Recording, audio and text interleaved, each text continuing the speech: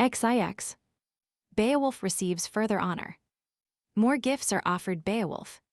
A beaker was born him, and bidding to quaff it graciously given, and gold that was twisted pleasantly proffered.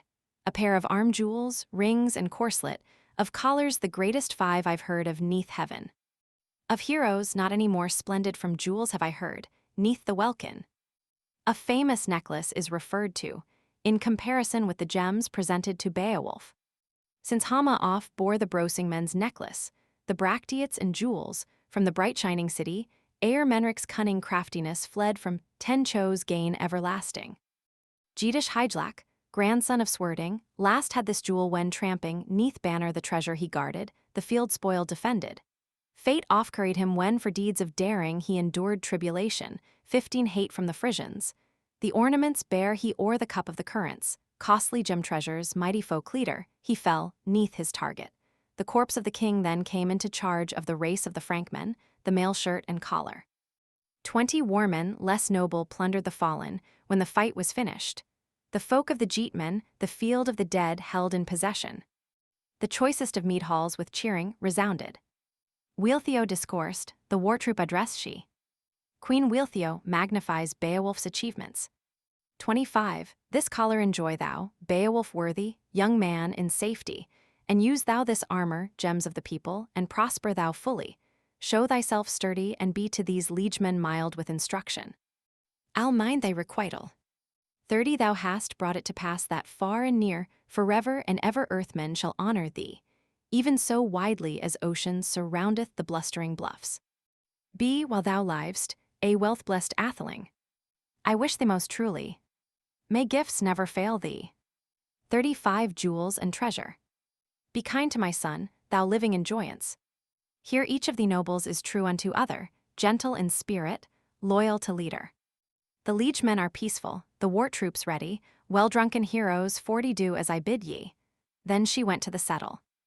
There was choicest of banquets, wine drank the heroes.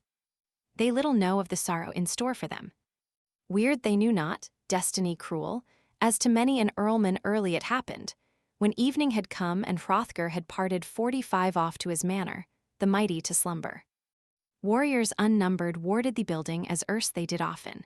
The ale settle bared they, 'twas covered all over with beds and pillows. A doomed thane is there with them. Doomed unto death, down to a slumber 50 bode, then a bier thane. Their battle shields placed they, bright shining targets, up by their heads then, or the atheling on ill bench. 'Twas easy to see their battle-high helmet, burnie of ring mail. They were always ready for battle. And mighty war spear. 'Twas the wont of that people 55 to constantly keep them equipped for the battle, at home or marching in, either condition at seasons just such as necessity ordered as best for their ruler. That people was worthy. C. Suggests a semicolon after city, with he as supplied subject of fled and chose. For fear s. Suggests fee, corpse in the translation would then be changed to possessions, belongings. This is a better reading than one joining, in such intimate syntactical relations, things so unlike as corpse and jewels. S. Suggests wine-joyous heroes, warriors elated with wine.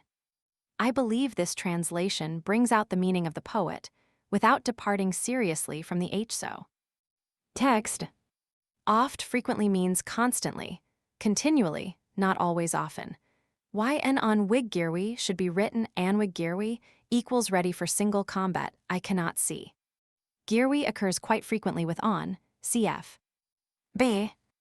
1110, ready for the pyre L. 222, ready for the glad journey. Moreover, what has the idea of single combat to do with B? 1247 ff. The poet is giving an inventory of the arms and armor which they lay aside on retiring, and he closes his narration by saying that they were always prepared for battle both at home and on the march. XX.